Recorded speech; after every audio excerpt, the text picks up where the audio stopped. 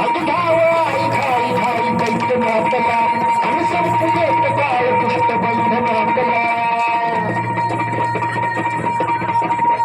अगधाव आई खाई खाई दैत्य मातला आणि संपूर्ण काळ दुष्ट बंधनातला हातात शूळ तू